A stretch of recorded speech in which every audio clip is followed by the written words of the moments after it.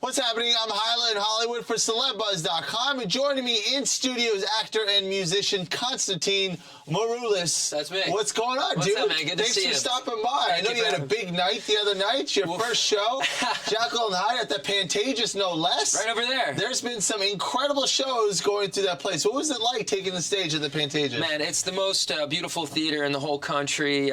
So much history there. And I was there just 2 years ago with Rock of Ages. We had our big LA opening for that.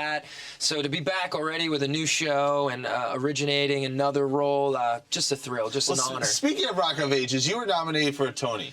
And I always laugh because, of course, everyone's going to remember you from American Idol. Sure. And I always laugh because anytime someone gets voted off Idol, someone like Paula or someone of the judges say, you know what, you're going to do amazing things. You're going to be great. I just know. And then you never hear from that person again, right? They just, like, go into witness protection program. Sure, sometimes. Sure. You're actually, like, still killing it, man. Like I said, nominated for a Tony. Like, that's awesome. That's huge. What is it like to have that career post-Idol when so many of those guys just can't seem to make it? You know, I think that there's so many things that come into play. You know, it's timing, it's luck, it's the hard work factor. You know, I grew up as an actor in New York. I was born in Brooklyn, New York. I grew up in New Jersey.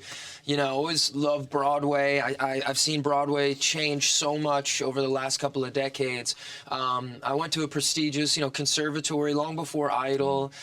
Did work at Berkeley as well and was in Rent and bands. And coming into the Idol thing, I had, you know, some experience. I was like 28 years old also. They had just sort of extended the age limit. So, you know, I had a little bit of life and survival sort of technique underneath me, you know, and knew how to sort of take the opportunity and turn it into something. I also didn't know what the heck I was getting into either. I'd never really seen it, so part of that helped me too. You were in the early days. Early. Right? Vintage. Before it was all about, like, the judges. What do you think about that now? I feel like one of the things that hurts Idol is that it's less about the contestants and it's more of who's on that panel. Well, you know, I think that it's interesting that you bring that up, but, you know, look, it's great television, and it's season 10, 11, 12, 13, you know.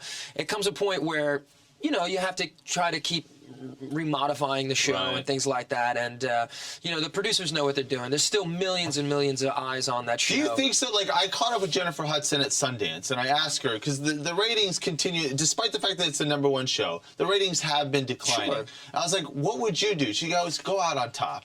Idol was so awesome to me. It's #1. Why keep going down? And basically she said, go out on top. What would be your advice for the show? Sure, you know, and a lot of great television shows do that. You know, Cheers, Seinfeld, How I Met Your Mother's going to go out. I mean, they can go on and still capture millions and millions of viewers. But it's still a great opportunity for young people. I mean, look what Philip did last year. Who would have ever thought, you know? I mean, that song is everywhere. I mean, his next song is great, too. Well, when you have two first names, it helps. That's true. Right? That does help. I should have thought of that. Nikki as a rapper on the panel on a singing show. You know, she's a personality, you know, and Nigel and Ken, the executive producers, everyone over there at American Idol, I mean, they know what they're doing. They're making a great TV show, and Seacrest is still the consummate, you know, profesh.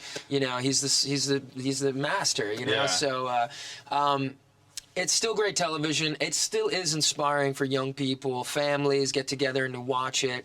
We had a lot of tragedy in my life before I was on the show. It brought the whole family together, you know, and it still does 8, 10 years later, you know. Exactly. So it is good TV.